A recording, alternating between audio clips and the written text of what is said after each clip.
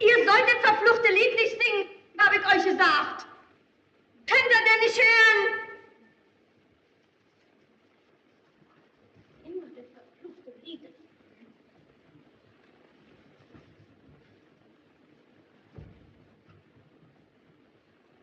Was, nur ein Weinchen. Was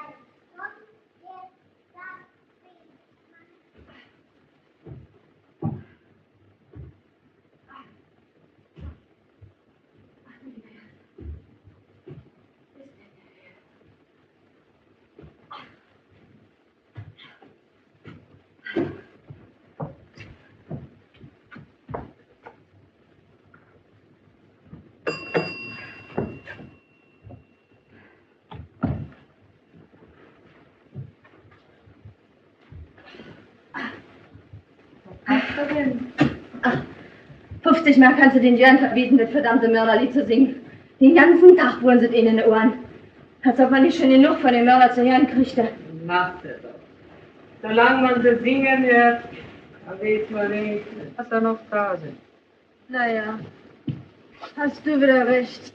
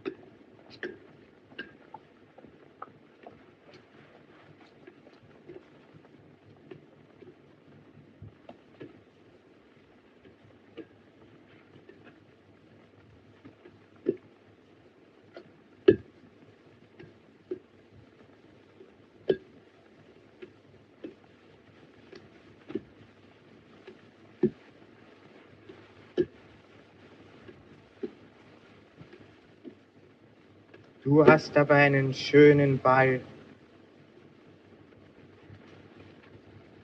Wie heißt du denn? Else Beckmann.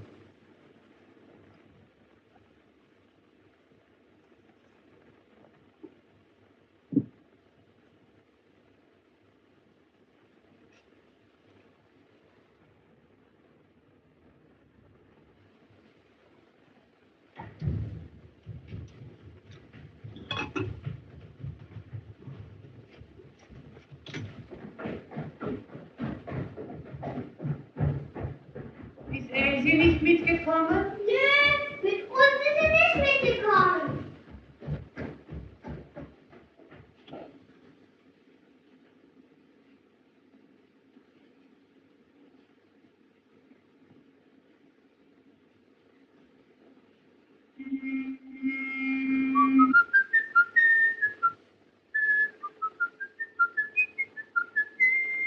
Fein.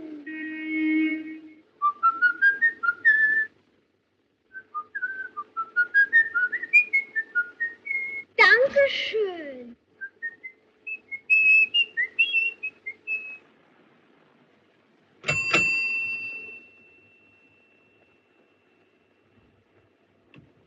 Neue Fortsetzung, Frau Beckmann. Spannend, aufregend, sensationell. Ja, ja. Augenblick, Herr Gerke. Sagen Sie mal, Herr Gerke, Ja? haben Sie Elsäche nicht gesehen? Nee. Ist sie nicht gerade von mir die Treppe raufgelaufen? Nee, sie ist noch nicht zu Hause. Na, dann wird sie wohl bald kommen. Auf Wiedersehen, Frau Beckmann. Auf Wiedersehen, Herr Gerke.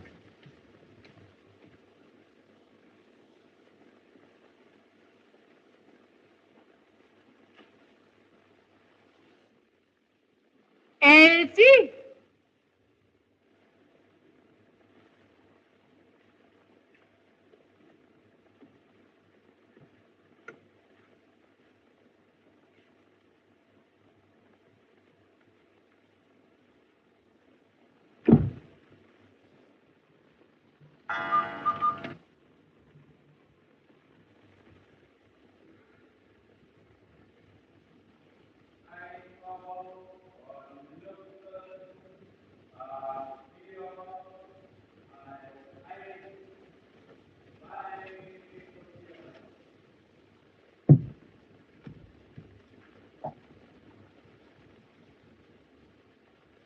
Elsie!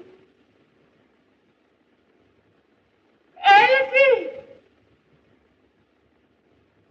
Elsie! Elsie! Elsie!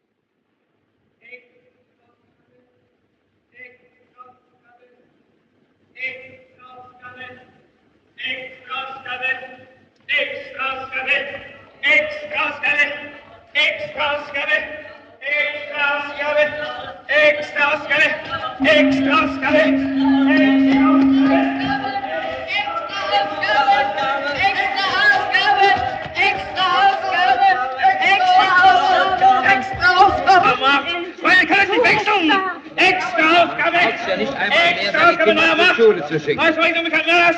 Extra-Ausgabe! Wer ist der Mörder? Wer ist der Mörder? Wer ist der Mörder?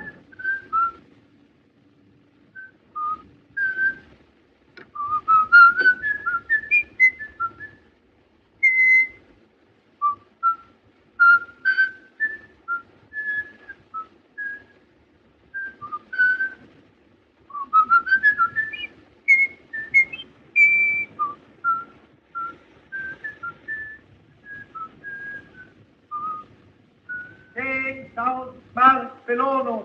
Mein Gott, geht das so Das ist ja furchtbar. 10.000 Mark. Der wird reingedruckt, kann ja keiner lesen. Wo ist da vorne? Vorlesen. Der unbekannte Mörder. Doch lesen! Ruhe! Schnauze! Lass doch lesen! Der Schrecken unserer Stadt hat ein neues Opfer gefordert. Lauter davor, man versteht ja nicht. Aus bestimmten Anzeichen geht hervor, dass auch dieser neue Mord von demselben gespenstischen Unhold begangen wurde, dem bereits 8 Kinder unserer Stadt zum Opfer gefallen sind. Immer wieder muss nachdrücklichst darauf hingewiesen werden, dass es die heiligste Pflicht jeder Mutter, jedes Vaters ist, mehr als je ihre Kinder vor der Gefahr, in der sie ständig schweben, zu warnen. Umso mehr, als es sich um eine Gefahr handelt, die sich ihnen wahrscheinlich in freundlichster Form nähert. Ein paar Süßigkeiten, ein Spielzeug, ein Apfel kann Verlockung genug sein, um einem Kinde zum Verhängnis zu werden. Richtig, natürlich. Lies doch mal weiter. Ja. Die begreifliche Nervosität wird noch dadurch gesteigert, dass die Bemühungen der Kriminalpolizei, des Mörders habhaft zu werden, bisher leider völlig erfolglos geblieben sind. Aber die Polizei steht vor der fast unlösbaren Aufgabe, einen Täter zu fassen, der bisher auch nicht die geringste Spur hinterlassen hat. Wer ist der Mörder? Wie sieht er aus? Wo verbirgt er sich? Niemand kennt ihn. Und doch ist er mitten unter uns. Und jeder, der neben dir sitzt, kann der Mörder sein. Jawohl.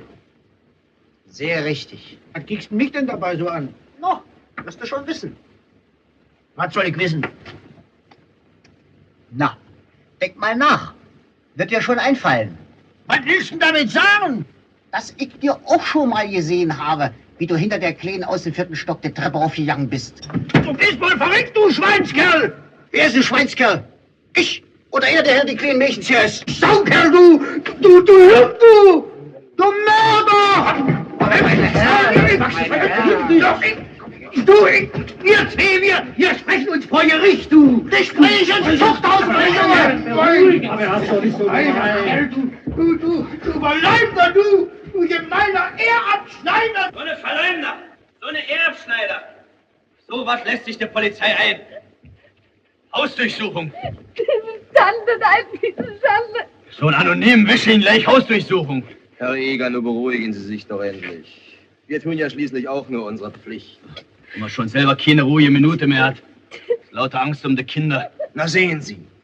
Gerade darum muss die Polizei doch jede noch so kleine Spur verfolgen. Jeder Mensch auf der Straße kann der Täter sein. Können Sie mir sagen, wie spät es ist? Ja, mein Kind.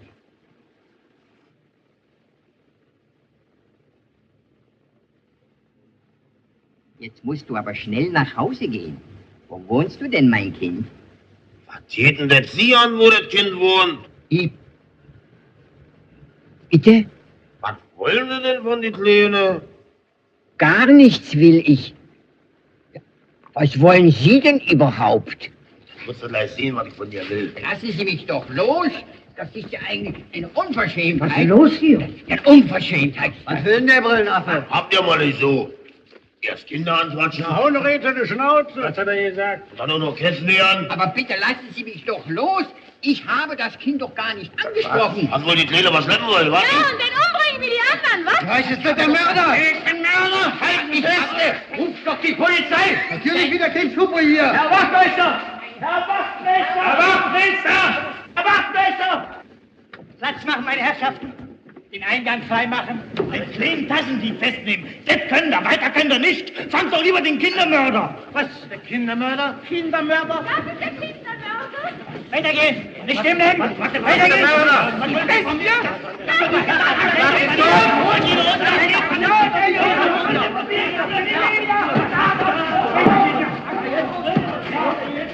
Weitergehen.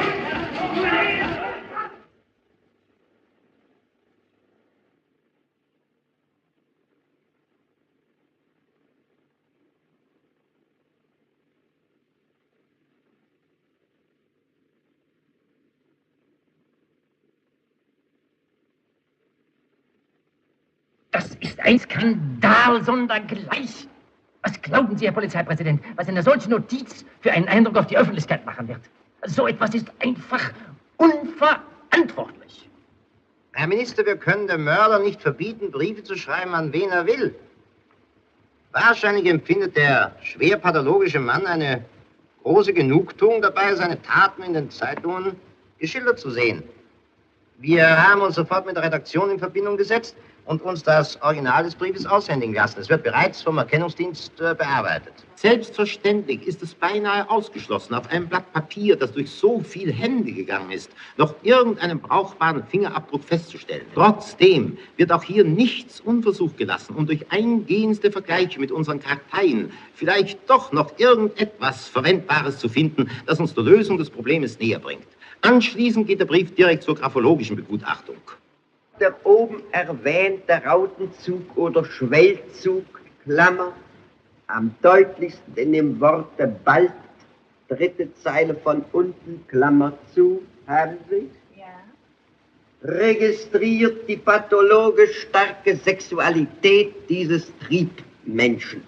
Punkt.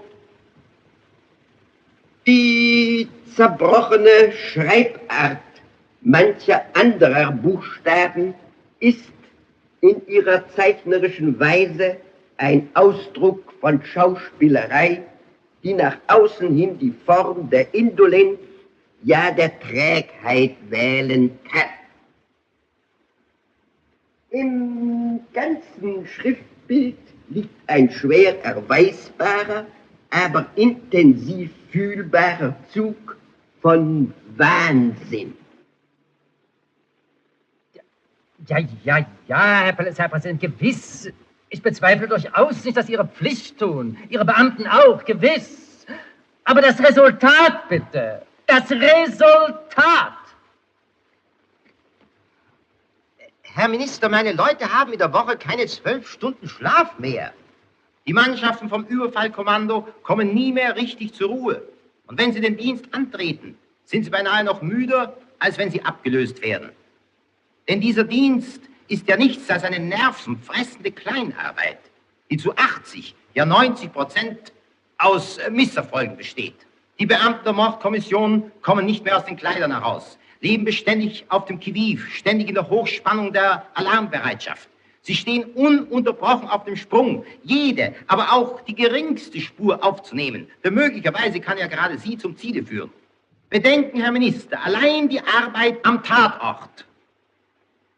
Da wird zum Beispiel hinter einem Zaun in einem Gebüsch eine kleine, weiße, zerknüllte Papiertüte gefunden. Anscheinend war sie früher mit billigem Konfekt gefüllt. In der äußersten Ecke finden sich noch winzige Splitterchen von Fruchtbonbons und einige Körnchen vom bunten Streuzucker. Wir haben in einem Umkreis von 2 Kilometern in jeder Konditorei, in jedem kleinsten Kolonialwarengeschäft nach dem Ursprung dieser Tüte geforscht. Umsonst. Mit jedem Tag erweitern wir das Fahndungsgebiet. Aber natürlich kann sich niemand nach so langer Zeit an irgendetwas erinnern, das eine verfolgbare Spur ergeben könnte. Trotz aller dieser negativen Resultate sind wir gezwungen, weiter zu forschen, weiter zu eruieren, immer ins Ungewisse hinein, zunächst ohne Aussicht auf einen wirklichen Erfolg, der uns dem Ziele auch nur um einen Schritt näher bringen könnte. Unsere Leute setzen... Was nützt mir das alles? Herr Polizeipräsident, dass Sie nicht faulenzen, das weiß ich. Aber damit schaffen wir die Tatsache nicht aus der Welt, dass ein unbekannter Mörder 4,5 Millionen Menschen terrorisiert und dass die Polizei versagt.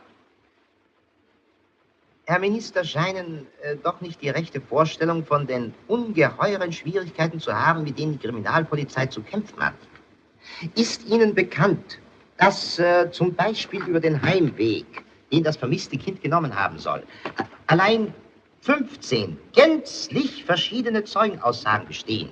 Ich werde Ihnen ein x-beliebiges Beispiel herausgreifen. Bitte, Zeugenvernehmung Nummer 1478, Mordsache Beckmann. Sie haben keine Ahnung.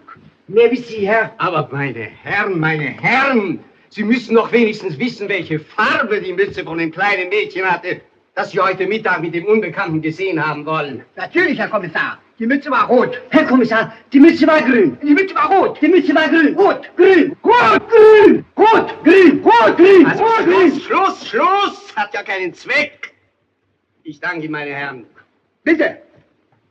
Der nächste, bitte. Ja, wenn Sie sich mit einem Farbenblinden einlassen, Herr Kommissar, da dürfen Sie sich nicht wundern, wenn Sie Pleite machen. Die Polizei hat auf der Suche nach dem unbekannten Mörder bisher mehr als 1500 detaillierte Spuren verfolgt.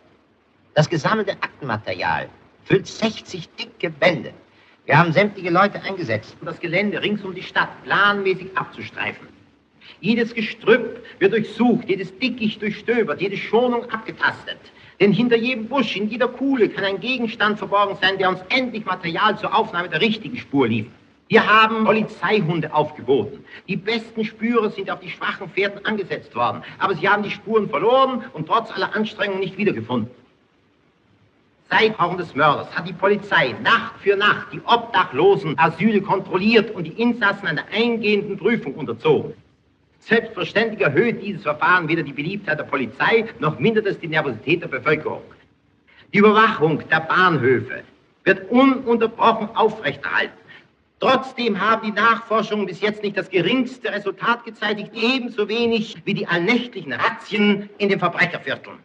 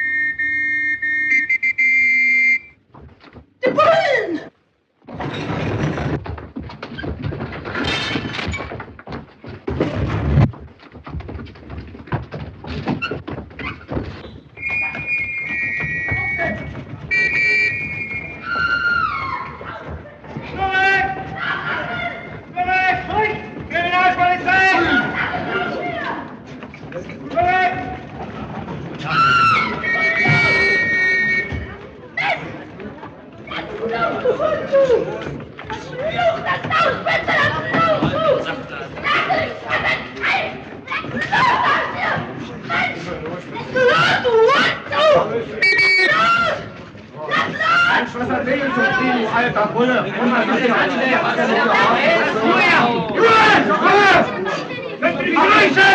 Ach, der Oberbulle! Ruhe! Anordnung der Kriminalpolizei. Niemand verlässt das Lokal. Ausweise vorbereiten.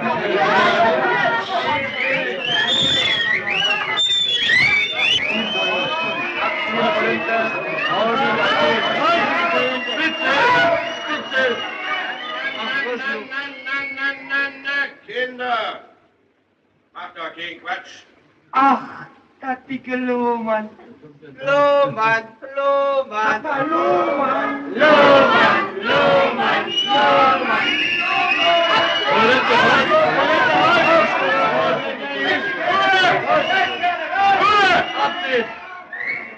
Hat doch keinen Zweck. Pack doch lieber den Kindermörder! Recht so!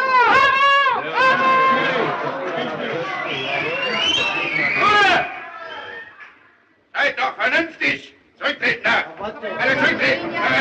Marsch! Zurücktreten! Los, los! Ausweise vorzeigen! Ausweise vorzeigen! Haben wir nicht. Ausweise vorzeigen! Herr Wachmeister, lassen Sie Seid bitte zum Eingang. Herr Hauptmann, die zwei Kerle, die ausgerissen waren, sind in der Kahlengasse gefasst worden. Lass die Stühle stehen. Lotse! Ausweise bereithalten! Na, wir kennen uns doch schon, nicht? Ja, Kräf. Mal zum Alex, Alex. Menschen, noch kein Handgeld! Kinder, macht keine Geschichte, hat doch keinen Zweck. Wer keinen Ausweis hat, kommt mit zum Alex. Ich bin sicher ganz innocent. Entschuldigung, wirklich. Mensch, Quatsch, da nicht doch. Hummel, Hummel! Was? Ruhe! Ausweise bereithalten! Wo steht denn die blaue Mina? Einer nach dem anderen. Nur nicht drängeln, heute kommt jeder dran. Ruhe! Ruhe! Sei doch ruhig, Kinder. Ausweise bereithalten! Wo ist der Ausweis? Aber Herr Kommissar, ich kann nicht ewig meinen Geburtsschein mit mir rumschleppen. Nicht, das geht doch wirklich nicht. Mecker nicht, Nein, Herr Kommissar, das kann ich wirklich nicht. Alex! Kotzen hier an der Bude.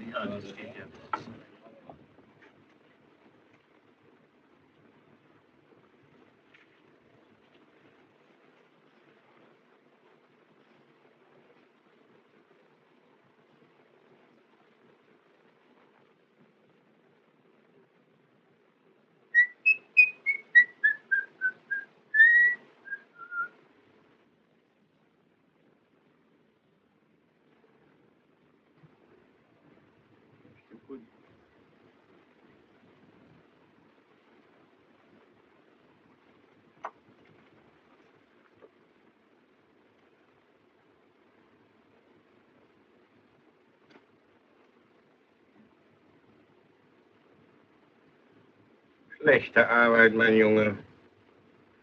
Hast dich übers Ohr hauen lassen. Alex. Auf Wiedersehen, Willi. Winke, winke. Ach, lass mich. Der Nächste. Feiner Pinkel.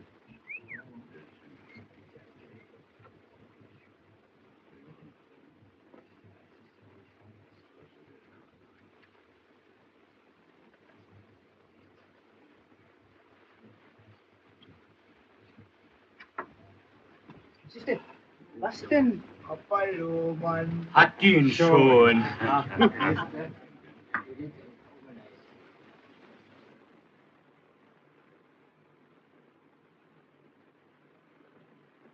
Na, geh mal lieber auch mit nach Alex. Was denn bitte? Meine Papiere sind doch Ordnung. Weiter. Weiter. Ach, bist du reingefallen. Nächste. Papier. Haben wir dich. Alex. Welcher? Weiter. Der Nächste.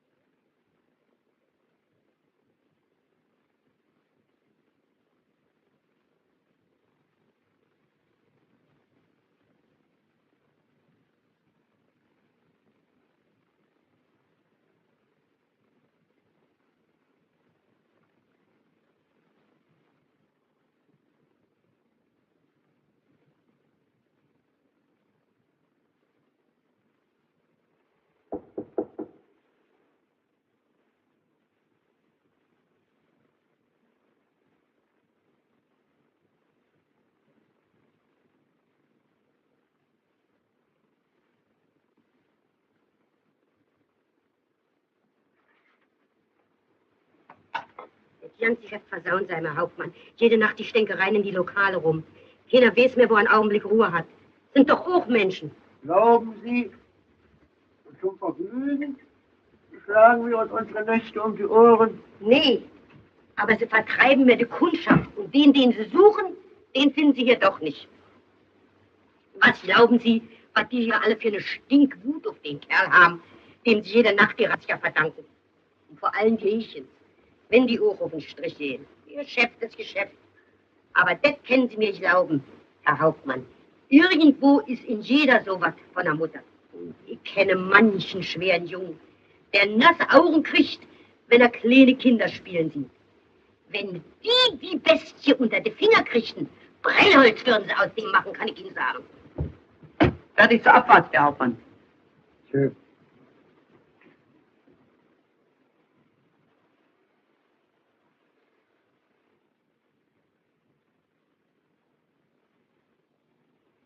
Heute hat das Krokodil dran laufen müssen.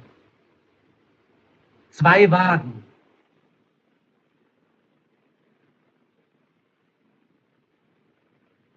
So bloß der Schrenker bleibt.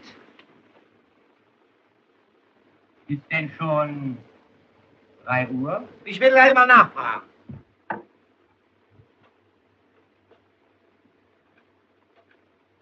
Ach, Fräulein, bitte um genaue Zeit. 2:58 Uhr. Danke.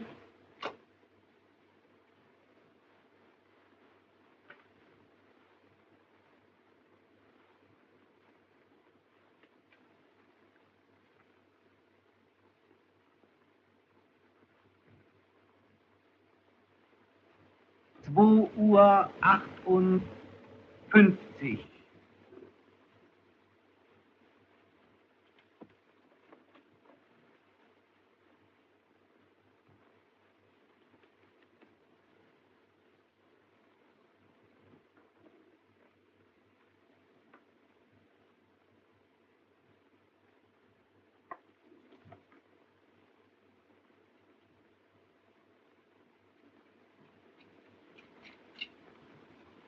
Bullen dimmeln heute wieder in den Straßen rum wie die Wanzen. Wo du hinspuckst, da triffst du auf den Grünen. Nicht aber bei den Mädchen lassen sie dich in Ruhe. Die sind auch schon völlig blemblem und haben nichts im Kopf als den Mörder. Die meine, die hat so eine Kleine von 6 Jahren. Also jede Nacht habe ich das Vergnügen, 3-mal unter das Bett und unter das Kanapee zu kriechen, ob sich da vielleicht der Mörder versteckt hat. Deinem Beruf kannst du nicht mehr nachgehen, weil du dauernd über Kriminale stolperst. Privatleben hast du auch nicht mehr. Ich kann euch sagen, ich habe nicht satt. Neuigkeit.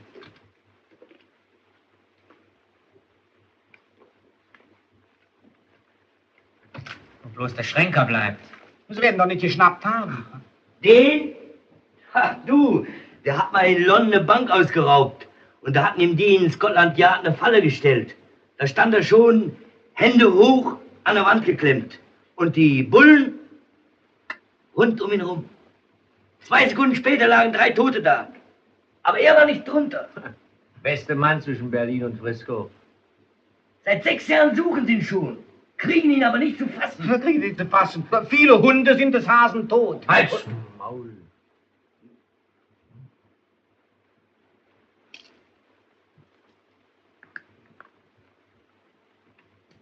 Kann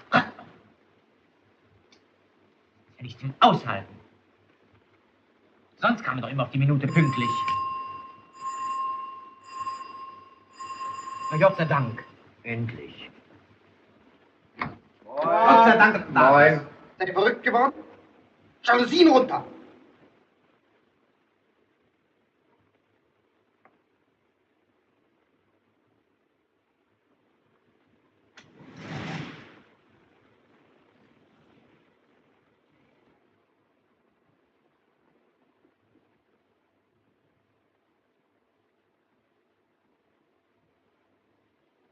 Meine Herren, ich eröffne die Sitzung. Der Ordnung halber stelle ich fest, dass sämtliche Führer der Ringorganisationen vertreten sind. Ich nehme an, Sie sind bevollmächtigt, bindende Erklärungen für Ihre Organisationen abzugeben. Schön, wir brauchen uns nicht lange bei der Vorrede aufzuhalten. Wir wissen ja alle, warum wir hier sind. Ein Außenseiter verdirbt uns das Geschäft und den Kredit. Die Maßnahmen der Polizei, Die täglichen planmäßigen Razzien zur Ergreifung des Kindermörders hindern unsere Tätigkeit in einem kaum mehr ertragbaren Maße. Es geht nicht mehr länger an, dass wir in keinem Hotel, in keiner Kaschemme, in keinem Konzertcafé und in keiner Privatwohnung mehr vor einem Zugriff der Kriminalpolizei sicher sind. Sehr richtig. Bravo. Dieser Zustand muss ein Ende nehmen. Wir müssen wieder geordnete Verhältnisse bekommen, sonst machen wir Pleite. Die Kassen unserer Organisationen sind nächstens erschöpft. Wenn wir nicht die Unterstützungsbeiträge für die Frauen unserer Kollegen, die auf Staatskosten verpflegt werden, in Angriff nehmen wollen, so weiß ich nicht mehr, wo wir die Gelder hernehmen sollen, die wir zur Vorbereitung und Ausführung unserer Pläne benötigen. Außerdem leidet unser Renommee. Die Polizei sucht den Mörder in unseren Kreisen. Meine Herren, wenn sich mir bei Ausübung meines Berufs ein Kriminalbeamter in den Weg stellt, dann weiß er, welches Risiko er eingeht. Und ich weiß es auch. Wenn einer dabei drauf geht, im Beruf gestorben, schön, geht in Ordnung. Aber zwischen dem, den die Kriminalpolizei sucht, und zwischen uns, da ziehen wir einen dicken Strich. Da ist Schluss. Jawohl. Wir üben unseren Beruf aus, weil wir existieren müssen. Aber diese Bestie hat kein Recht zu existieren. Die muss weg. Die muss ausgerottet werden, vertilgt. Ohne Gnade und Barmherzigkeit. Meine Herren, unsere Mitglieder müssen wieder in Ruhe ihren Geschäften nachgehen können, ohne durch die überhandnehmende Nervosität der Kriminalpolizei andauernd gestört zu werden. Ich bitte, sich dazu zu äußern, meine Herren. Verschärfung der Passkontrolle, Durchsieben der ganzen Stadt, Razzien. Immer neue, immer schärfere Razzien. Spitzel müssen wir haben. Wir müssen von den Absichten der Polizei beinahe eher verständigt werden als die Polizei selber. Die Weiber müssen sich mehr an die Bullen heranmachen. Wie oft ist einer von uns verschütt gegangen, bloß weil das Mehl, bei dem er geschlafen hat, an die Polente verpfiffen hat. Jetzt sollen Sie mal die Polente an uns verpfeifen. Jeder Wohnungsinhaber, jeder Hausbesitzer, jeder, der ein Grundstück hat, muss verpflichtet werden, eine peinlich genaue Durchsuchung seines Besitztums nach irgendwelchen Spuren durchzuführen. Wenn man, wir haben da unsere Verbindung, wenn wir einen Artikel in die Zeitung brächten, dass wir Ringvereine, sozusagen wir organisiert, großen Wert darauf legen, mit diesem Schwein nicht in einen Topf geworfen zu werden. Dass die Polente diesen Kerl ganz woanders suchen sollte als bei uns. Das ist doch gar kein richtiger Ganove. Das ist vielleicht ein Mensch, der außerhalb des Zustands, in welchem er tötet, ein harmlos aussehender, gutbürgerlicher Mensch ist, der keiner Fliege was zuleide tut. Vielleicht spielt er in normalem Zustand mit den Kindern seiner Wirtin Murmeln oder er kloppt mit dem Manne Skat. Ohne diese, ich will mich mal ausdrücken, private Harmlosigkeit bei Mördern ist es doch gar nicht denkbar, dass ein Mann wie Grossmann, Haarmann jahrelang Tür an Tür mit anderen Mietsparteien leben konnte, ohne auch nur die Spur eines Verdachtes auf sich zu lenken. Darauf muss man die Aufmerksamkeit des Publikums lenken. Das Publikum muss mitarbeiten. Hören Sie mal bloß auf von der Mitarbeit des Publikums. Wenn ich bloß daran denke, kriege ich das kalte Kotzen. Verzeihung, Herr Präsident, Entschuldigung. Aber weil es doch wirklich wahr ist. Zum Teufel nochmal, was haben wir denn bis jetzt von der Mitarbeit des Publikums gehabt? Berge von Briefen mit den irrsinnigsten Verleumdungen. Sehr richtig. Alarmierung der Mordkommission, wenn ein Schornsteinfeger über den Hof ging. Stimmt. Aber wenn man wirklich mal von den Leuten eine vernünftige Auskunft haben will, dann haben sie plötzlich von nichts eine Ahnung. Dann können sie sich durchaus auf nichts mehr besinnen. Mitarbeit des Publikums. So siehst du aus. Ich glaube, Sie übertreiben da ein wenig, Herr Lohmann. Ganz so arg wird das ja doch wohl nicht sein. Doch, Herr Präsident. Der größte Teil des Publikums, da steht er doch heute auf dem Standpunkt, was geht denn das mich an? Dass aber jeder einzelne Mensch vor seinem Gewissen dafür verantwortlich ist, was mit dem ärmsten und fremdesten Kind auf der Straße geschieht, das ist doch der großen Masse noch nicht im Entferntesten aufgegangen. Ich habe noch eine Idee. Da hat doch unlängst so ein Zauberkünstler, so eine ich weiß nicht, wie der sich genannt hat, der so versteckte Groschen und Taschentücher gefunden hat. Ich meine, Die ausgesetzte Belohnung ist auch viel zu gering. Herr Präsident, ein Vermögen müsste dem Auffinder des Mörders winken. Das ist alles kein neuer Weg. Das ist alles Nicht. Na, aber was dann? Sollen wir vielleicht warten, bis die Polizei den Kerl erwischt hat? Die Schwierigkeiten bei der Aufklärung gerade derartiger Verbrechen sind erfahrungsgemäß geradezu ungeheuerlich, weil Opfer und Täter vielfach nur durch das Moment des Zufalls zusammengeführt worden sind. Die Instinkte des Augenblicks bestimmen den Mörder. Man findet das Opfer, man stellt die Personalien fest, man kriegt heraus, wann es zum letzten Mal lebendig gesehen worden ist und dann kommt das große Fragezeichen. Die Kinder verschwinden spurlos. Und wenn man sie wiederfindet, na, wir wissen ja, wie wir sie gefunden haben. Und der Täter, es ist eine uns allen bekannte Tatsache, dass solche Verbrecher fast nie eine Spur hinterlassen. Das macht unsere Arbeit so schwer, den Erfolg so selten. Jetzt sind es glücklich 8 Monate, dass die Polizei den Mörder sucht. Jetzt kriegen sie nur noch durch den Zufall. Darauf können wir nicht warten. Nee, bis dahin sind wir pleite. Aber was dann?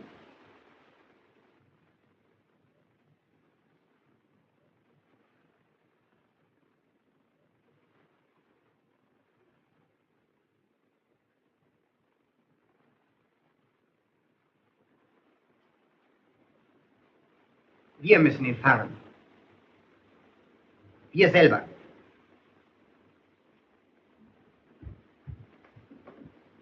Tja, das müssen wir. Es gäbe vielleicht noch einen Weg. Über die als Täter in Betracht kommende Person ist zweifellos irgendwo bereits Material vorhanden. Er ist doch sicher als ein schwer pathologischer Mensch schon einmal mit den Behörden im allgemeinen Sinn in Berührung gekommen. Darum müssen alle Fürsorgeanstalten, Gefängnisse, Nervenkliniken und Irrenanstalten zu schärfster Mitarbeit angeregt werden. Ja, richtig. Speziell über die Leute müssen wir Auskunft bekommen, die als harmlos entlassen wurden, die ihrer ganzen Veranlagung nach aber mit dem Mörder identisch sein könnten. Wir müssen die Stadt mit einem Netz von Spitzeln überziehen. Jeder Quadratmeter muss unter ständiger Kontrolle stehen. Kein Kind dieser Stadt darf einen Schritt tun, von dem wir nichts wissen. Ja gut, aber wie? Wer? Es müssen Menschen sein, die überall hinkommen, ohne Aufsehen zu erregen. Die jedem auf der Straße nachgehen können, ohne aufzufallen. Die jedem Kind in jedes Haus folgen können, ohne Misstrauen zu erwecken. Mit einem Wort, Menschen, die unmöglichen Verdacht des Mörders erregen können. Aber wer? Wer? Aber solche gibt's doch gar nicht. Ja, wer kann denn da? Wer? Wer? Die Bettler. Die Organisation der Bettler.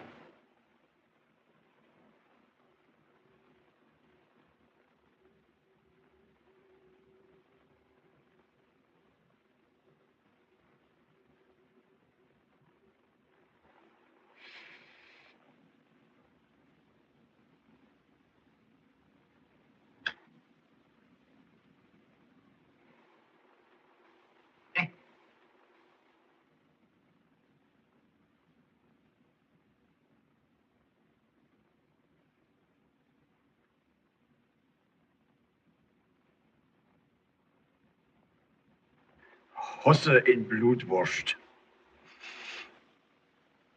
Pfui Deibel stinkt der Käse gut.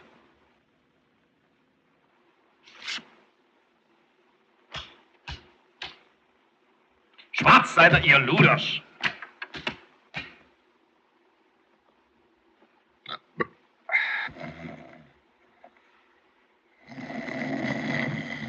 Mensch, schnarch nicht so, du wächst leise auf.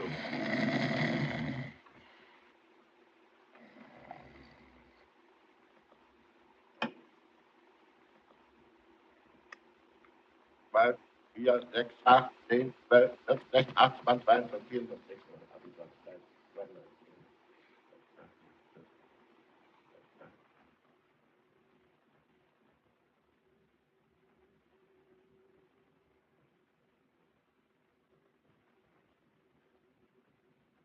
Mutterstullen, lustlos. Schwarzer Freitag in Braten.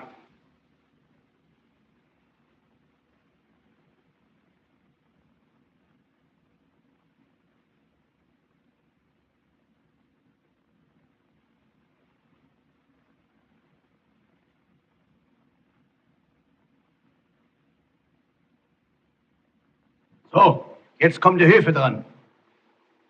Ja, von 1 bis 88.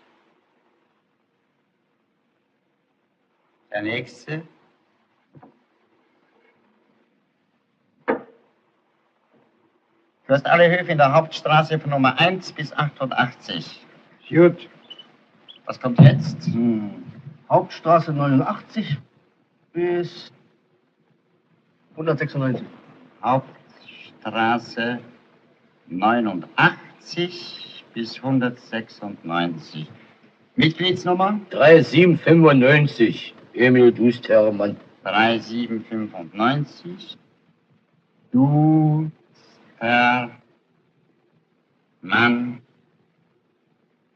Emil.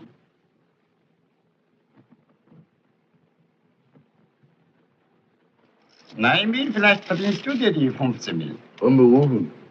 Tö, tö. Holz anfassen.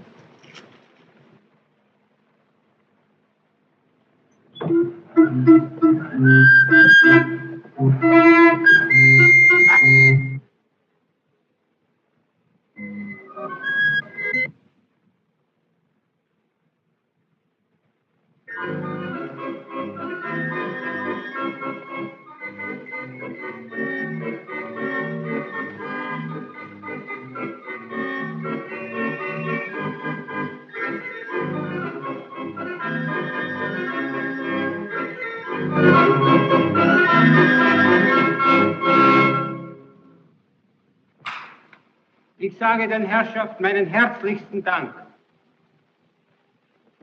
Dankeschön.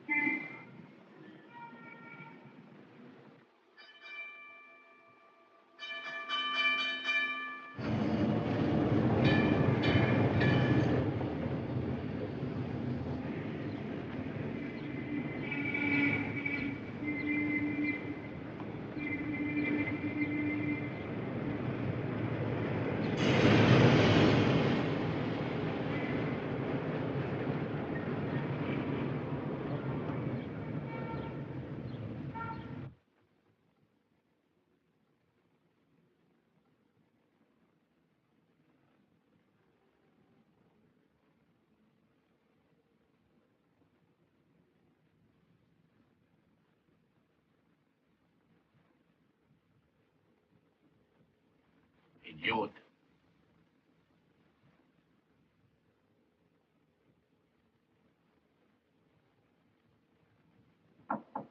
Nein.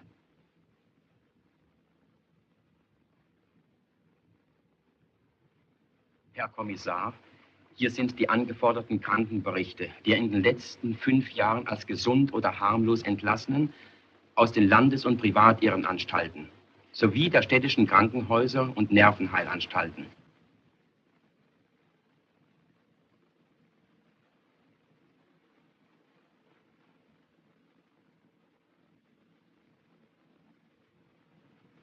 Und hier die derzeitigen Adressen der Betreffenden.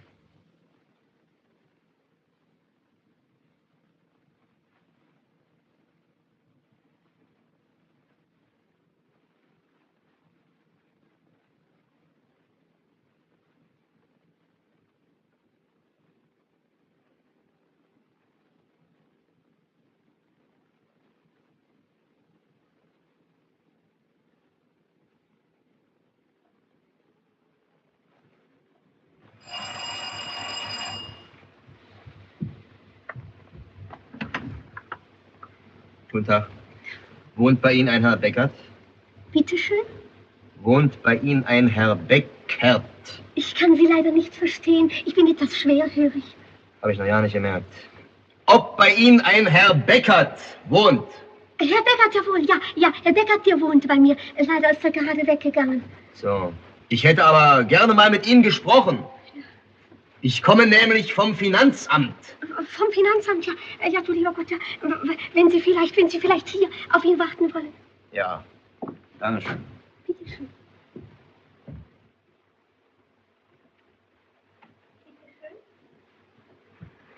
Wenn Sie vielleicht Platz nehmen wollen, bitte schön. Danke sehr. Bitte schön.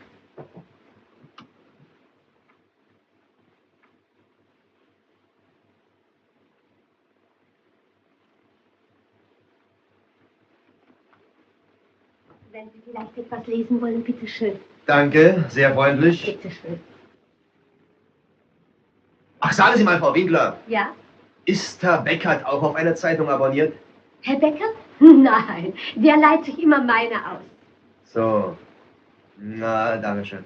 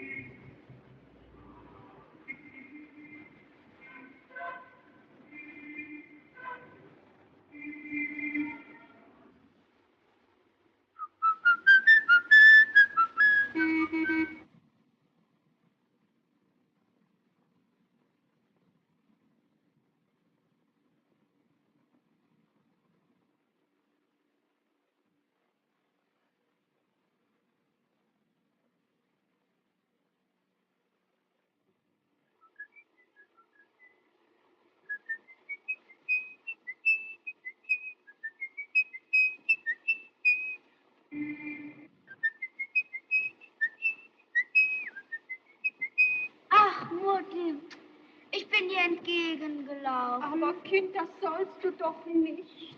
Du weißt doch warum.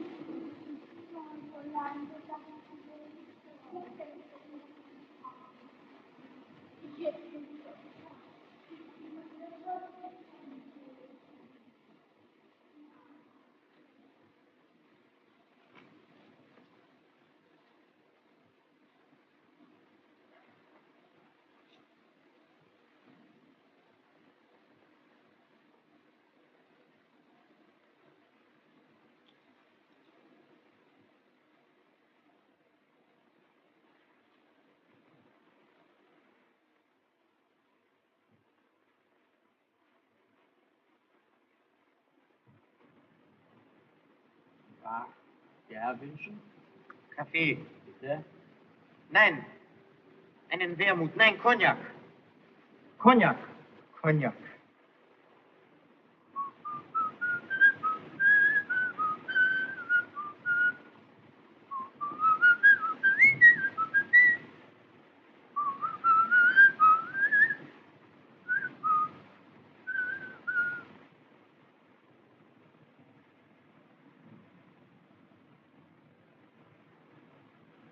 Ja.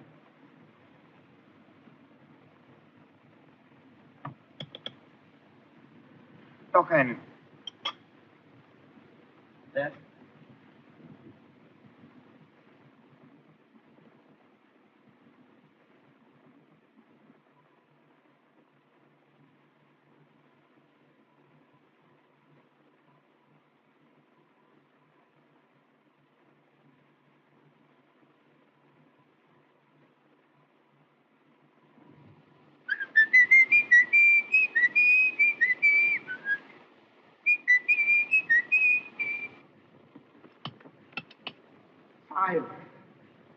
Zwei Cognac, 1,65 bitte. Sehr.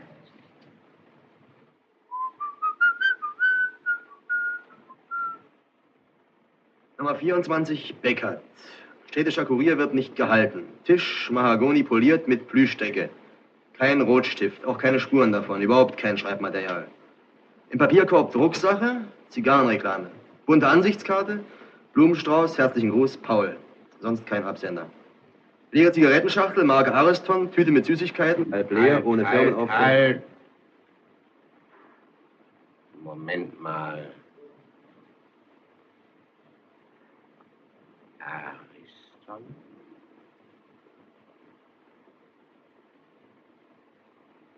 Ariston.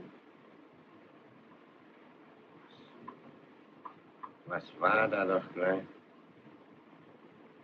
Ariston.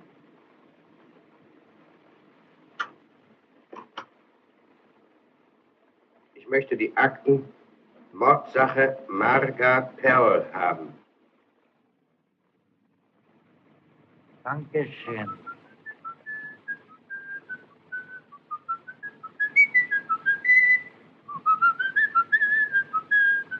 Na no, das habe ich doch schon mal gehört. Das war doch.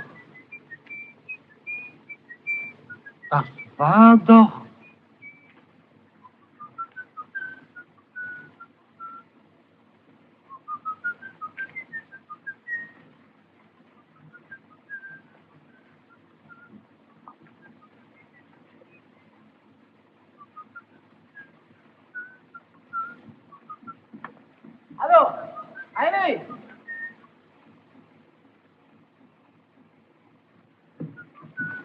Na, was ist denn? Was hast du denn? Na, hör doch mal, da pfeift doch einer. Da hilft dir denn nicht? Da. Jetzt ist er still. Hast du den Mann gesehen, der gepfiffen hat? Na ja, ich sehe ihn noch. Ja. Heinrich, es spricht ein Kind an. Kleines Mädchen. Er geht mit ihr die Straße entlang. Die laufen doch nach und lassen nicht mehr aus den Augen. Aber warum? An dem Tag, wo die kleine Elsie Beckmann ermordet worden ist, da hat ein Mann bei mir einen Luftballon gekauft und der Mann hat ein kleines Mädchen bei sich gehabt und der Mann hat genauso gepfiffen wie der da drüben.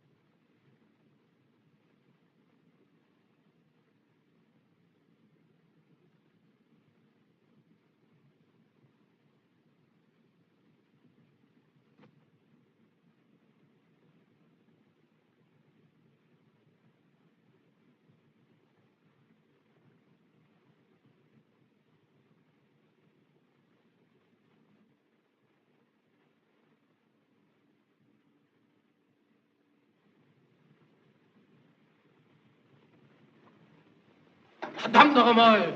Sind Sie denn verrückt, Mensch? Apfelsinenschalen auf die Straße schmeißen? Bringt man sich ja Hals und Beine. Unglaublich sowas. Müsste man direkt der Polizei anzeigen. Eine Unverschämtheit, Sonderbeleidigung. Onkel!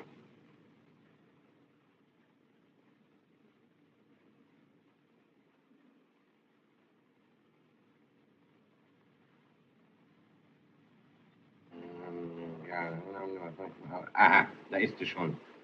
Fand man unweit der Mordstelle an verschiedenen Stellen im Umkreise von 50 Metern 3 Zigarettenstummel Marke Ariston. Bitte.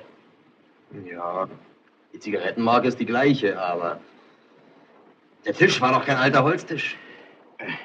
Naja, er kann ja den Brief auch woanders geschrieben haben. Aber Donnerwetter. Das Fensterbrett.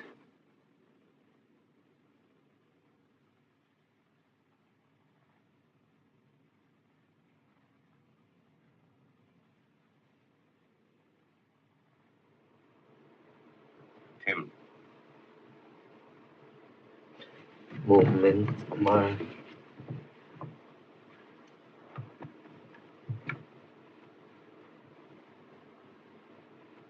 Rotstift. Herrgott, endlich. Also endlich sind wir auf seiner Spur. Ja. Ja. Was? Sind die mal auf der Spur? Ja. Haben Sie denn entdeckt? Die Bettler haben ihn entdeckt. Ein kleines Mädchen auf der Straße. Aber es steht doch am Pfeifen, hat man ihn erkannt. Seid doch mal ruhig. Was hast du gesagt? Sie folgen dem Zeichen. Sie lassen ihn keinen Moment aus den Augen. Sie beschatten ihn auf Schritt und Tritt.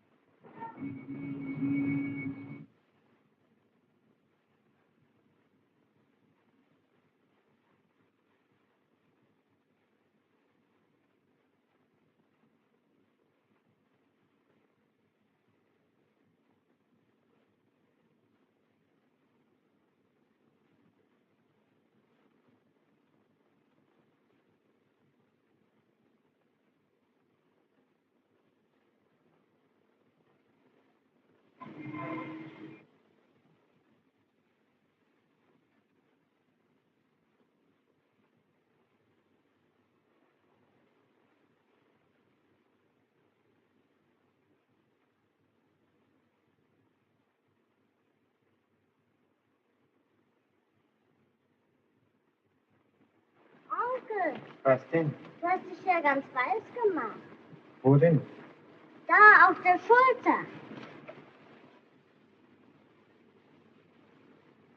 Komm, ich werf dir's weg.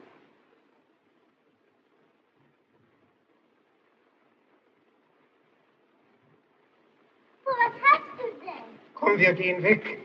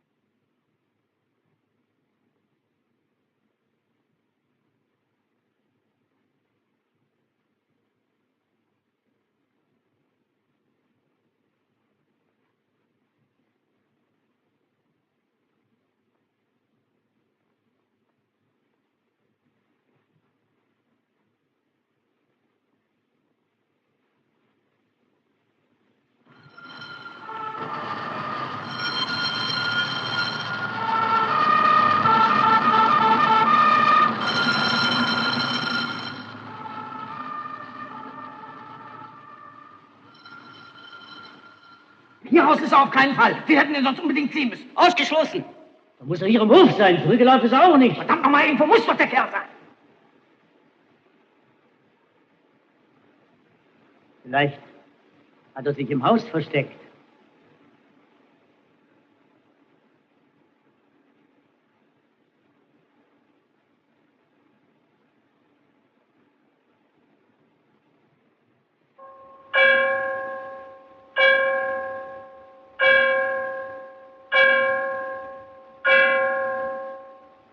Feierabend. Mensch, wenn er bloß nicht türmt mit den Leuten, die aus den Büros kommen. Wenn uns jetzt durch die Lappen geht. Mensch, da kommen schon die Ersten. Schnell auf die Straße. Aufpassen wie die Schießhunde.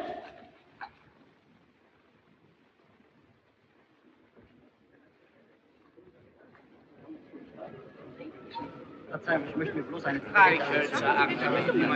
Meine Tour beginnt morgen. In Königsberg fange ich an.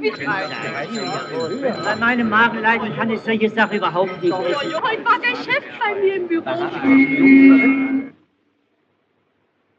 Macht mal lieber das Licht aus, sonst schöpft er womöglich Verdacht, wenn er nach Hause kommt und sieht, dass hier hell ist.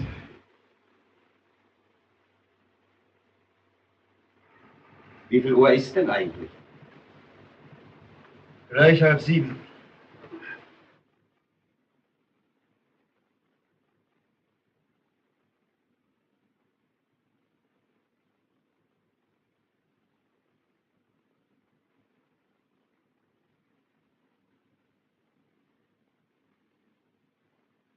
Er muss aber unbedingt noch drin sein.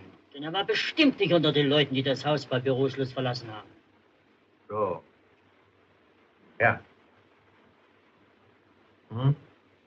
Ja. Na, Augenblick mal. Die Bettler haben Unterstützung herbeigeholt und das ganze Haus umstellt. Sie behaupten, dass der Kerl sich im Hause versteckt hat.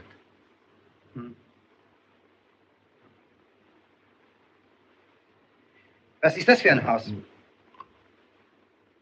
Was ist das eigentlich für ein Haus? Ausgesprochenes Bürohaus. Was im Keller ist, weiß ich nicht. Hochparterre ist eine Filiale der städtischen Sparkasse. Vom ersten Stock bis zum 5. sind lauter Büros und darüber ist der Boden.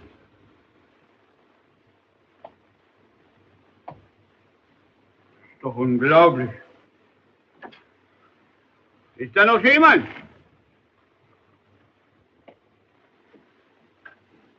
Hallo? Hallo? Hallo? Ist da noch jemand?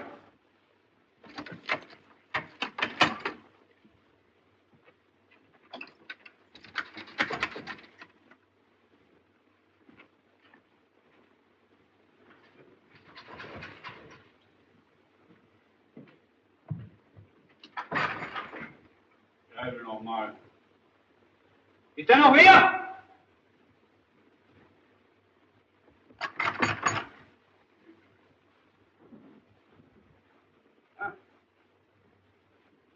Kummelei war wirklich eine Schweinerei.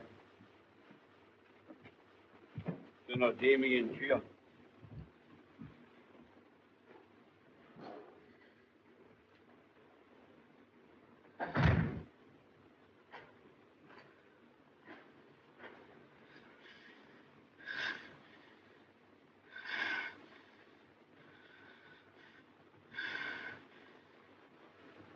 Ja. Aha. Scheint also wirklich, dass der Kerl feststeckt. Ich halte es für das Beste, so schnell wie möglich die Polizei zu verständigen. Sehr richtig. Ja, gut, aber nur möglich. Also, hör mal. Hallo? Bleib mal einen Augenblick am Apparat, ja? Und ruf gleich wieder an. Was ist denn los? Ihr seid wohl verrückt, was? Die Polizei? Nee. Den holen wir uns selber. Ja. Pass mal auf, jetzt ist es, ne? 8 Uhr. Also. 9, 10, um 11.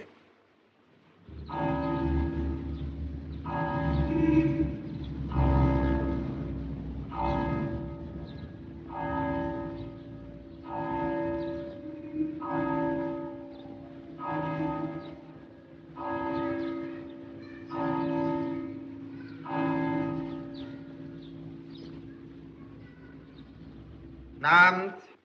Wissen Sie, dass Ihre Tür nicht abgeschlossen ist? Nu, ist doch nicht möglich. Ich hab doch selber.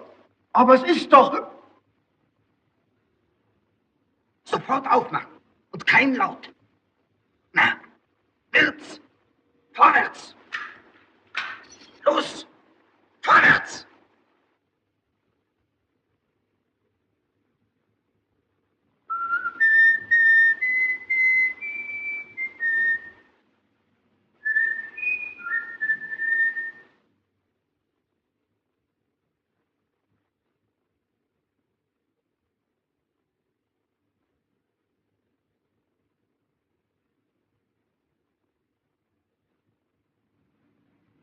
Wie viele Wächter sind außer Ihnen hier im Haus?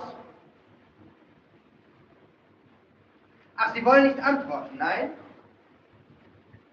Schön.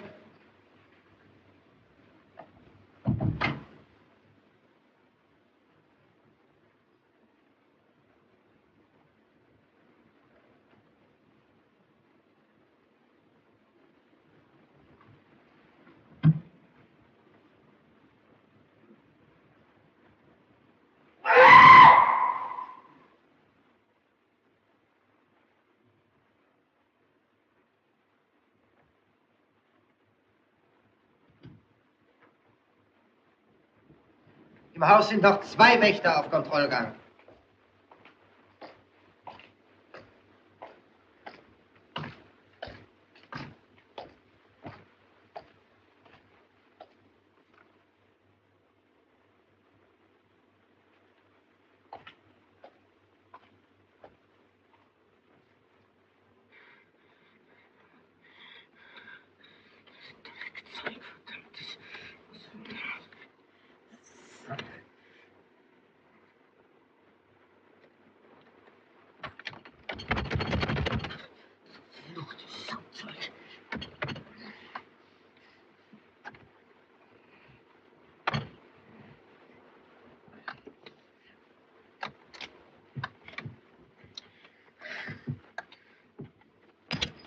Gott, verdammt nochmal. Drecks.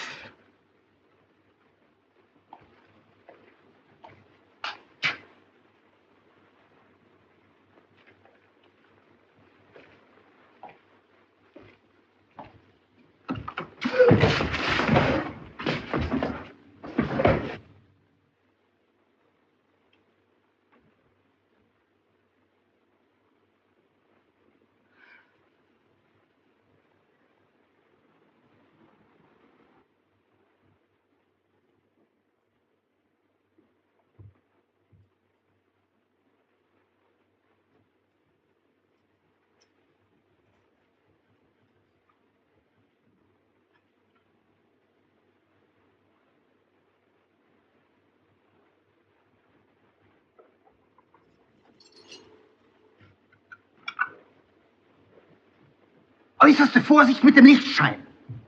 Und Sie sollen nicht so trampeln wie die Büffel, lass ich Ihnen sagen. Was denn? Im Vorderkeller ist er nicht. Wir haben alles durchstöbert und nichts gefunden. Fried und Wanderautos durchsuchen noch die Heizanlagen. Halt mal! Das ist der Letzte. Und ich mal auf zu Emil, der braucht doch jemand. Los, Jawohl. los, los, los, los.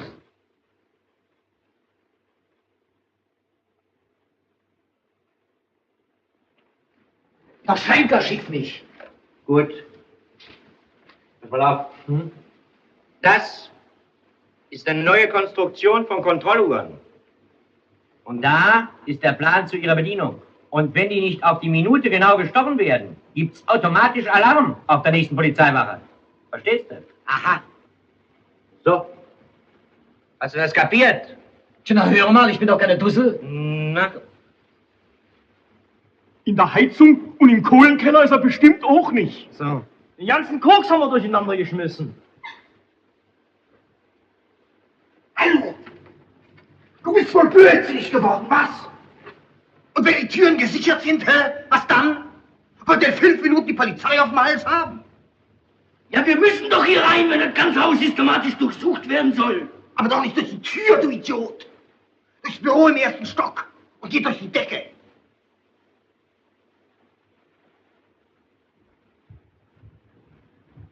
Nicht!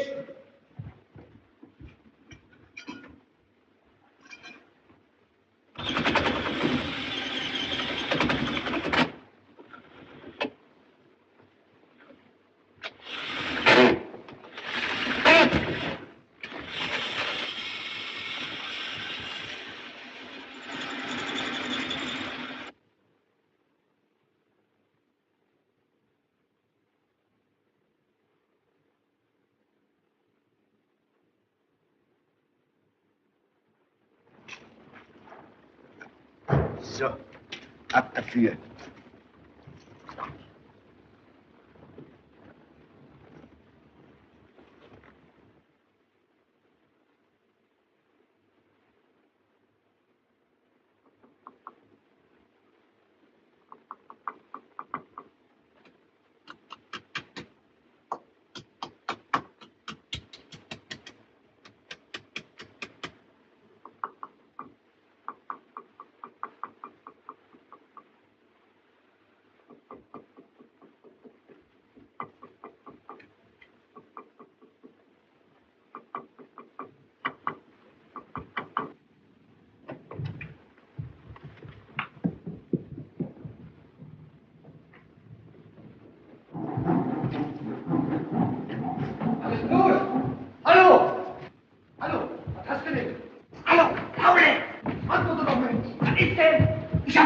Gehört.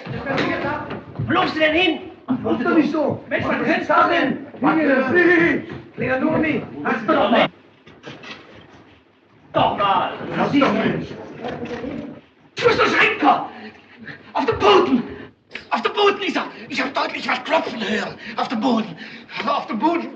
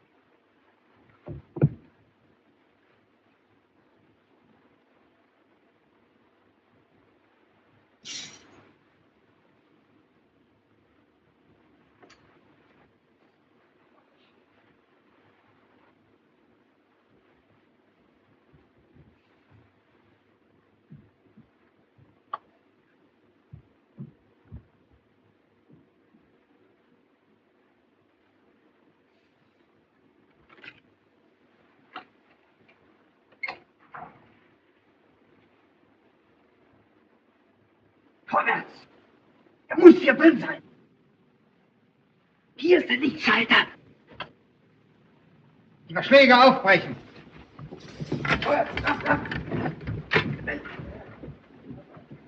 So, auf!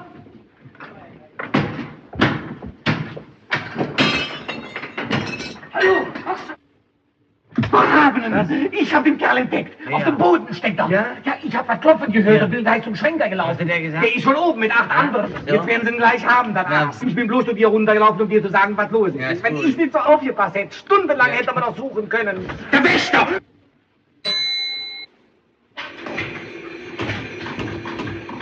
Drei, 1, 4, 314. 314.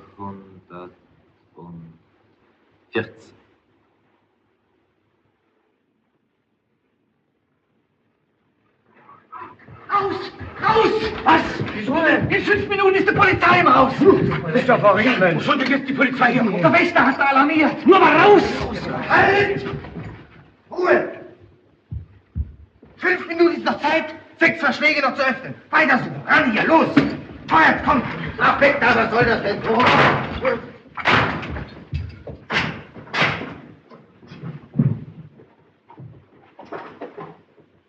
Hier seid ich! Weiter, Lichtstür! Los, schneller!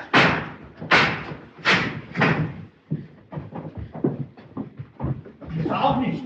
Weiter, Lichtstür!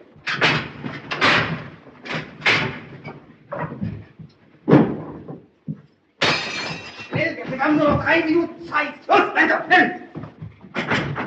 Hier ist kein Schloss dran! Hier ist er drin! Hast du nicht abgeschlossen? Mach doch auf! Geht, ich steck ihm was wie drin! Lass mich doch mal an! Eilt euch! Schon noch 1 Minute! Da ist er! Da steckt der Hund! Los! Vorwärts!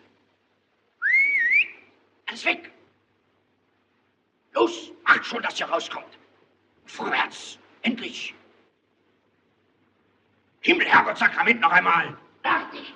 Jurt! Wo bleiben denn die anderen? Sind doch oben. Kommst vielleicht hier auch oben bleiben, was? Mit oder ohne, Kerl? Ganz gleich, haut ab! Bleiben, Grüß Gott noch einmal. Endlich, Gott sei Dank. Vorwärts. Geh, Moment, komm. Beine in die Hand, bis dann.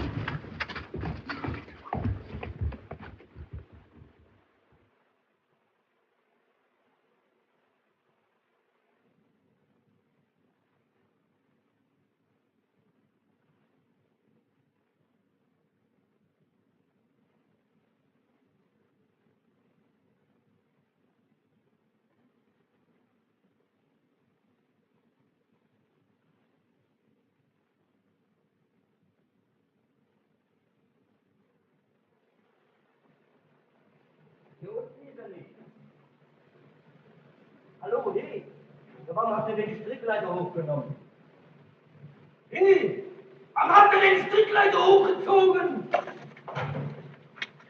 Idioten.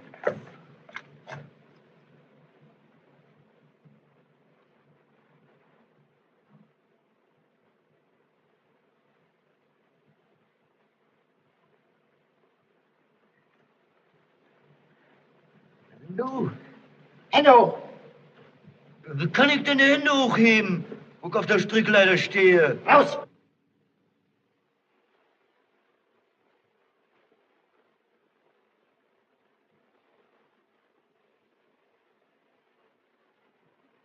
Und dabei bin ich diesmal wirklich unschuldig. Wie ein neugeborenes Kind. Du wirst lachen, Franz. Aber ich glaub dir aufs Wort. Hä? Ja, ist ja alles in schöner Ordnung, Herr Kommissar. Dann kann ich ja jetzt gehen. Moment. Zigarette? Eiweiß.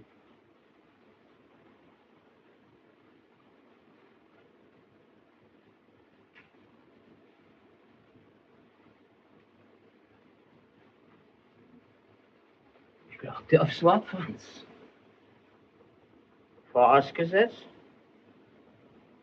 dass du mir sagen kannst, wer der Mann ist, den ihr im Haus gesucht und gefunden habt. Ich verstehe Sie nicht, Herr Kommissar. Ein Mann, meinen Sie? Ich weiß von nichts, Herr Kommissar. Muss ein falscher Irrtum sein. Ich weiß von nichts. Nicht das Geringste. Natürlich, natürlich. Nur eins begreife ich nicht, dass du die Bande deckst, die dich in die Tinte geritten hat. Feine Kollegen das, die türmen, wenn's brenzlig wird und dich im Dreck sitzen lassen, Franz. Hui, Diary. Die Tour verfängt bei mir nicht, Herr Kommissar.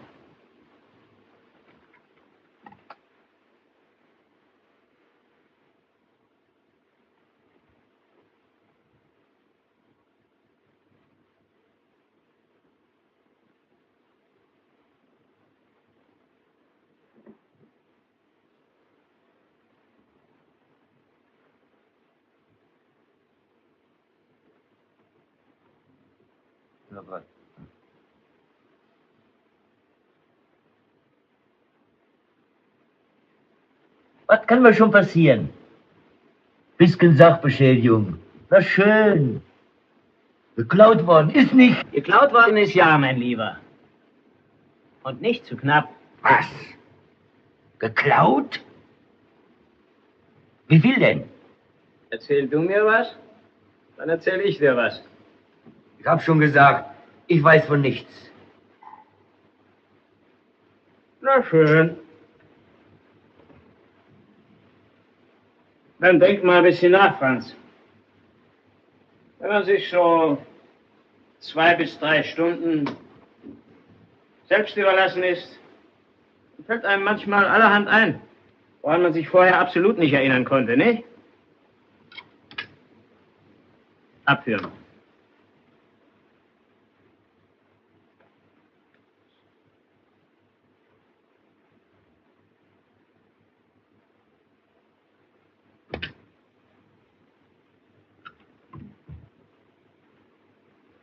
Lassen Sie mal einen Wächter reinkommen.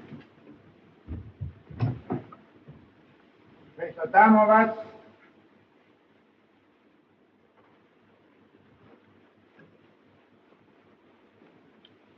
Bitte setzen Sie sich. Also, Sie haben zu Protokoll gegeben. Bitte hören Sie gut zu. Sie werden es nachher eventuell zu beeilen haben. Also, lassen Sie. Sie haben deutlich gehört, wie einer der Einbrecher zu dem Burschen, der Sie bewachen sollte, sagte, wir haben ihn, ich habe den Kerl entdeckt, auf dem Boden steckt er. Stimmt das? Jawohl, Herr Kommissar. Jawohl, Herr Kommissar. Das kann ich jederzeit beschweren. Schön. Dann gehen Sie mal vorläufig nach Hause und erholen sich von Ihrem Schreck. Aber halten Sie sich bitte zur Verfügung der Polizei. Jawohl, Kommissar. Oh, moin, Herr Kommissar. Moin, moin.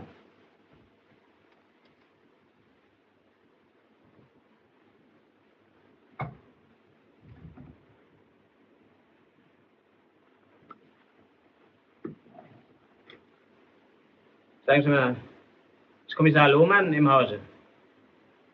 Achso, er spricht gerade. Nein, ist nicht nötig, dankeschön. Ich komme selbst darüber. Was? So. Noch nicht nach Hause gekommen. Na. Habt ihr auch auf die Olle, auf die Winkler aufgepasst? Nein. Nein! Schwierig? Komm da rein. Also hört mal, der Block ist doch umstellt.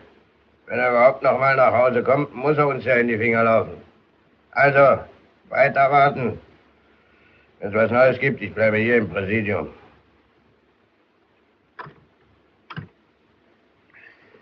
Kotzen.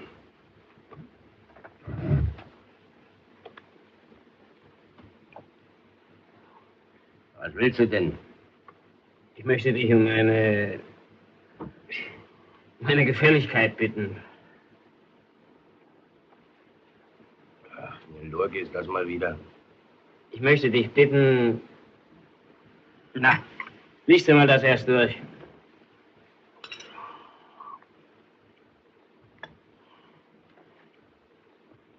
Okay. Ja, Einbruch in ein Bürohaus.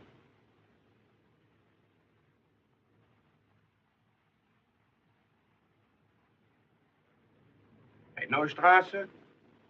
Doch eine ganz ordentliche Gegend. Scheint mir doch nicht so ganz ordentlich zu sein. Leute, das wird ernsthaft.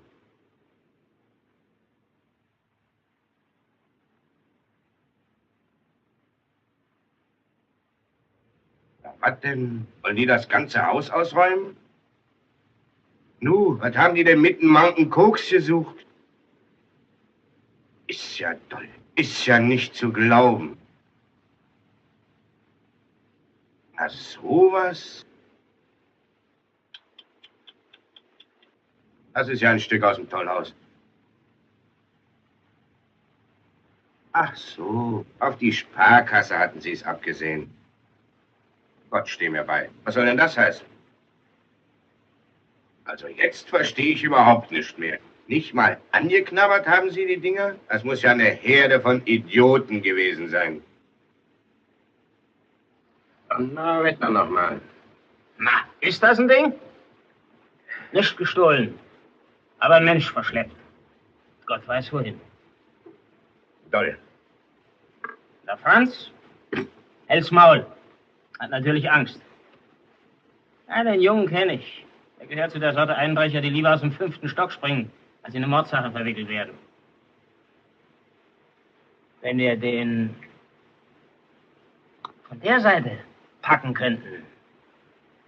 Lohmann, wenn du mir dabei helfen wolltest?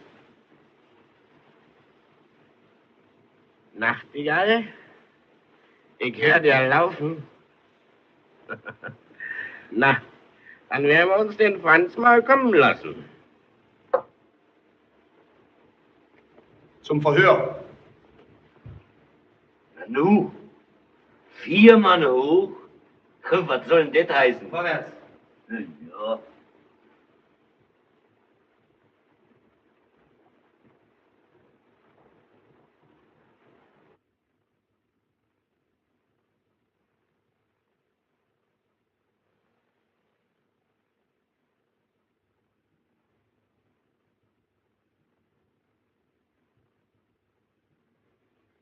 Mordbereitschaftsdienst, Leiter Kommissar Karl Lohmann.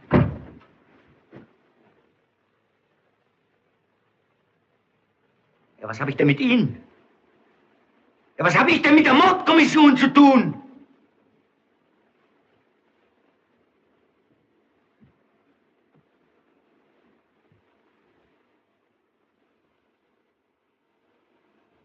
Ja, mein Junge, die Sache ist jetzt mir übertragen worden. Ja. Aber wieso denn? Warum denn? Ihr habt eure Arbeit um ein paar Grade zu gut gemacht. Ja. Der eine Wächter.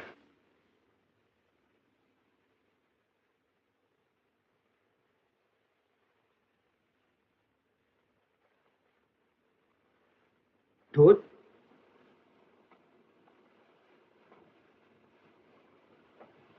Beihilfe zum Mord. Das ist eine hässliche Sache, Franz. Herr Kommissar, da meinen wir mit.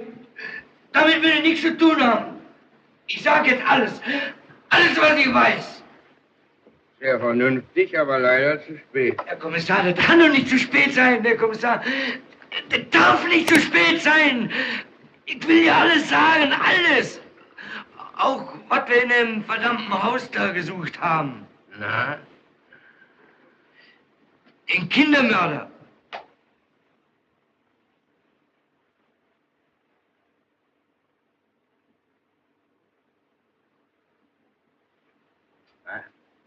Was? Wen? Den Kindermörder, Herr Kommissar.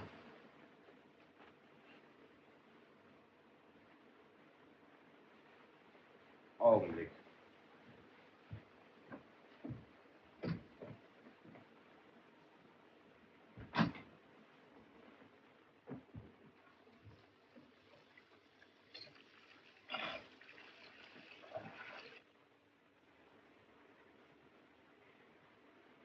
Das muss mir passieren. Ausgerechnet mir muss das passieren.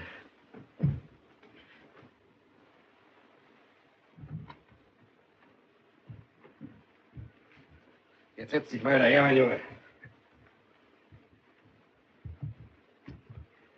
So, jetzt wollen wir mal Tacheles miteinander reden, verstanden? Jawohl, Herr Kommissar. Und gnade dir Gott, wenn du mich anschwindelst. Also los.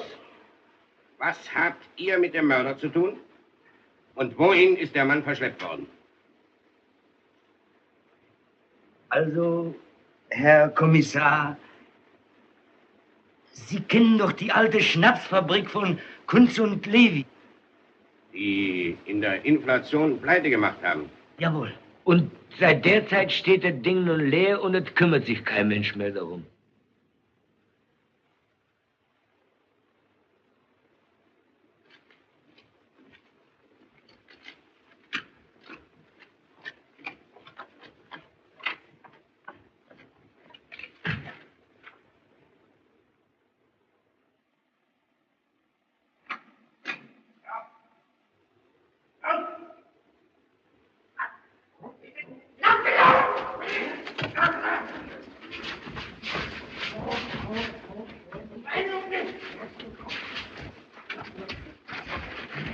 Was haben wir euch denn gesagt?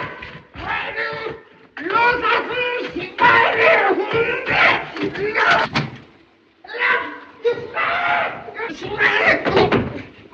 Schweine! Was wollt ihr denn von mir?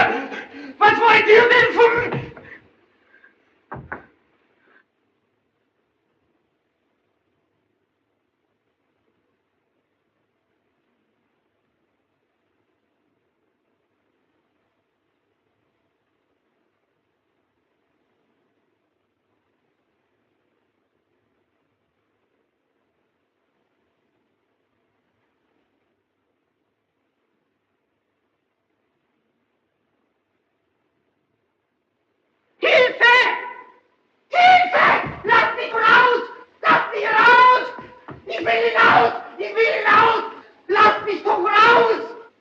Hier kommst du nicht mehr raus.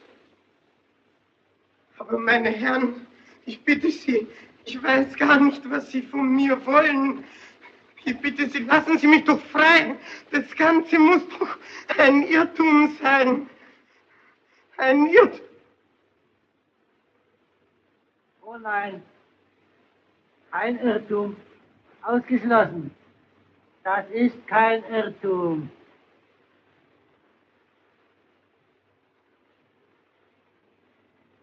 Nein, nein, kein Irrtum.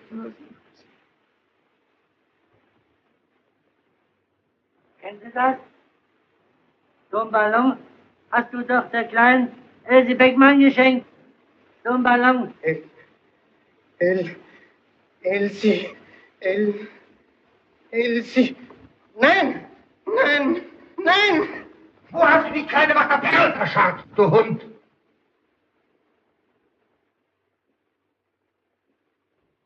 Aber die habe ich ja gar nicht gekannt. Ach, die hast du gar nicht gekannt. Die auch nicht, was? Und die? Und die hast du auch nicht gekannt, was? Nicht raus! Achtung, die Tür! Mach ihn feste! Du Stillhund, gib mich! Los, das!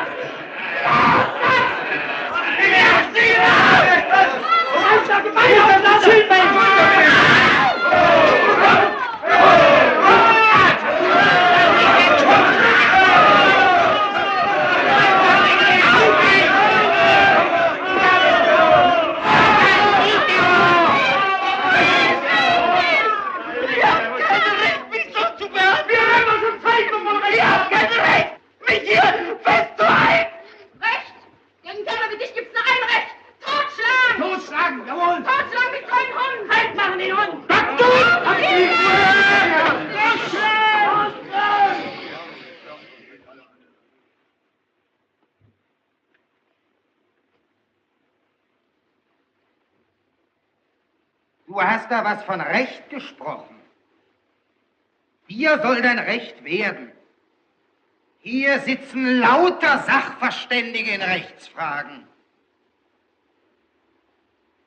Von 6 Wochen Tegel bis 15 Jahre Brandenburg. Die werden schon dafür sorgen, dass dir dein Recht wird. Bekommst sogar einen Verteidiger. Geht alles nach Recht und Ordnung. Verteidiger! Ich brauche keinen Verteidiger! Wer will mich denn anklagen? Ihr vielleicht! Ihr! Sie. Ich an Ihrer Stelle würde hier nicht so dicke Töne riskieren, Herr. Es geht hier um Ihren Kopf, falls Sie das noch nicht kapiert haben sollten. Wer sind denn Sie schon wieder? Ich habe das zweifelhafte Vergnügen, hier als Ihr Verteidiger zu fungieren. Aber ich fürchte, dass sie nicht viel nützen wird. Ja, wollt ihr mich denn umbringen? Wollt ihr mich denn einfach kalt machen? Wir wollen dich unschädlich machen. Das wollen wir. Und ganz sicher unschädlich bist du nur, wenn du tot bist. Aber ihr könnt doch nicht einen nackten Mord an mir begehen! Ich verlange, dass man mich zur Polizei ausliefert! Ich verlange, dass man mich vor ein ordentliches Gericht stellt! Das ist richtig! Das könnt ihr so passen, mein Junge! Ausgerechnet! Damit du dich auf den Paragraph 51 berufst und dein Leben lang auf Staatskosten verpflegt wirst. Und dann brichst du aus und es kommt eine Amnestie und du, vergnügt, mit Jagdschein kann ja nicht passieren, bist ja wegen Unzurechnungsfähigkeit gesetzlich geschützt. Gehst wieder fröhlich auf die kleinen Kinder los. Nee, davon wollen wir nicht mehr wissen. Jawohl. Du musst unschädlich gemacht werden. Du musst weg. Bravo! Der Kerl muss weg! Aber ich kann doch nichts dafür!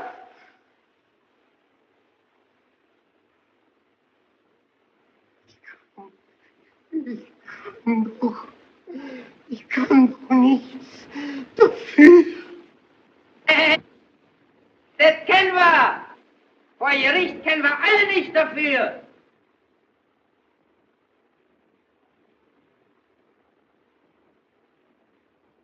Was weißt denn du? Was redst denn du? Wie bist du denn überhaupt? Wer seid ihr denn? Alle miteinander. Verbrecher. Bildet euch womöglich noch was ein drauf, weil ihr Geldschränke knacken könnt oder Fassaden klettern oder Karten zinken. Lauter Sachen, denke ich mir, die ihr gerade so gut lassen könntet, wenn ihr was Ordentliches gelernt hättet. Oder wenn ihr arbeitet. Oder wenn ihr nicht so faule Schweine wärt. Aber ich kann ich denn anders? Habe ich denn nicht dieses Verfluchte in mir? Das Feuer, die Stimme, die Qual. Du willst also damit sagen, dass du morden musst?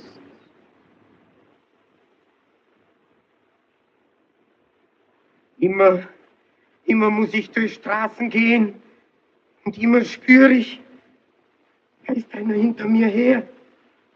Das bin ich selber und verfolgt mich. Lautlos.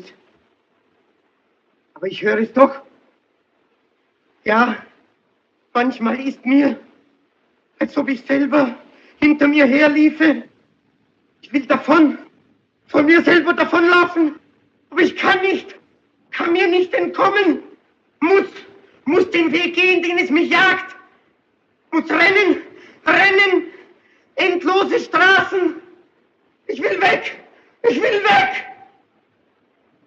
Und mit mir rennen die Gespenster von Müttern, von Kindern. Die gehen nie mehr weg. Die sind immer da. Immer. Nur nicht, wenn ich's tue. Wenn ich...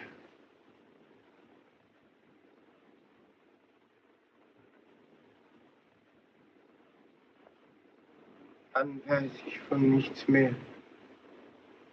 Dann stehe ich vor einem Plakat und lese, was ich getan habe, und lese.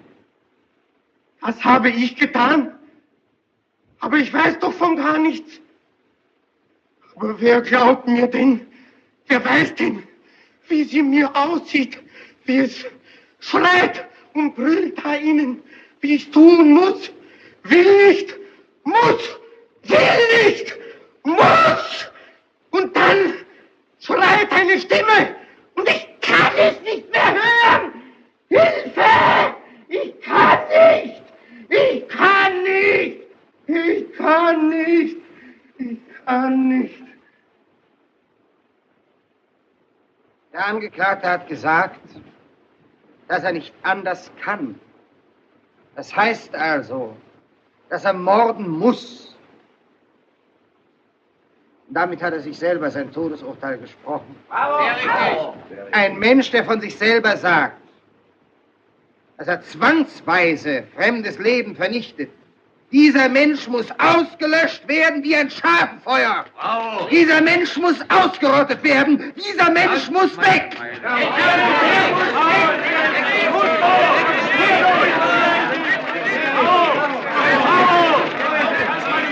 Ich bitte ums Wort. Das Wort hat der Herr Verteidiger. Mein sehr geschätzter Vorredner, der, wenn ich mich nicht irre, wegen Totschlags in 3 Fällen von der Kriminalpolizei... Das gehört nicht hierher. ...hat behauptet, die Tatsache, dass mein Klient unter einem Zwang handle, spreche ihm das Todesurteil.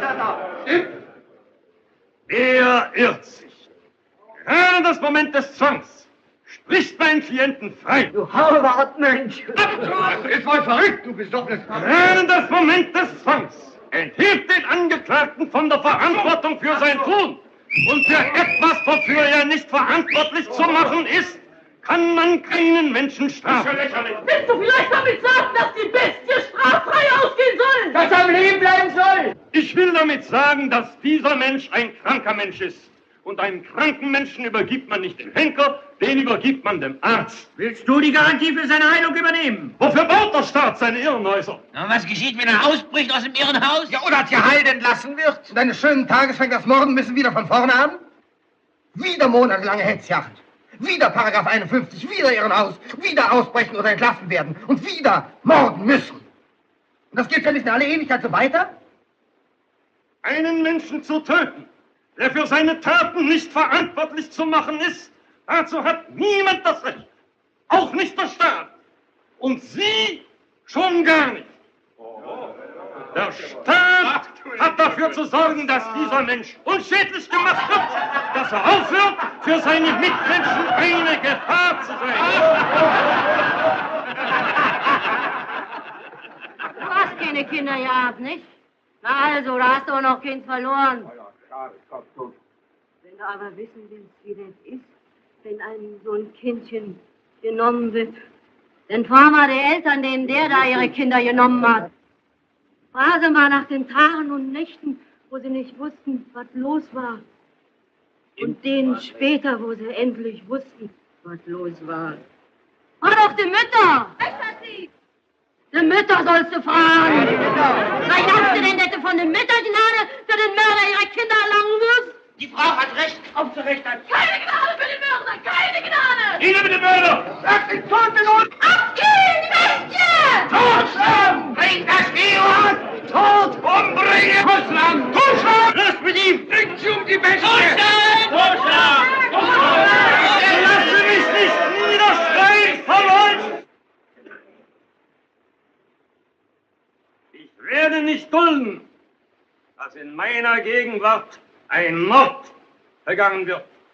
Ich verlange, dass diesem Menschen... Das ist ja kein Mensch! Dass diesem Menschen der Schutz des Gesetzes zuteil wird, auf den auch der Verbrecher Anspruch hat. Darauf beten wir! Ich verlange, dass dieser Mann der Polizei übergeben wird. Ausgerichtet Polizei! Schmied mir Schluss mit dem Kerl!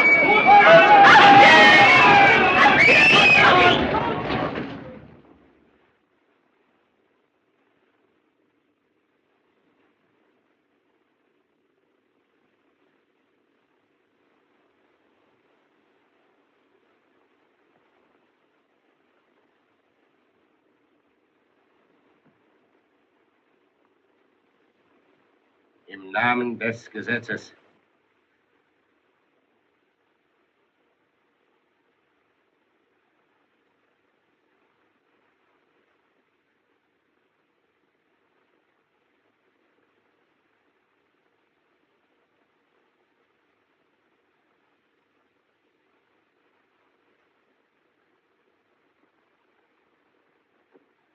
Im Namen des Volkes.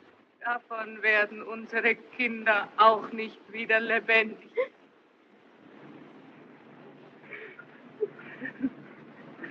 Man muss ihm noch besser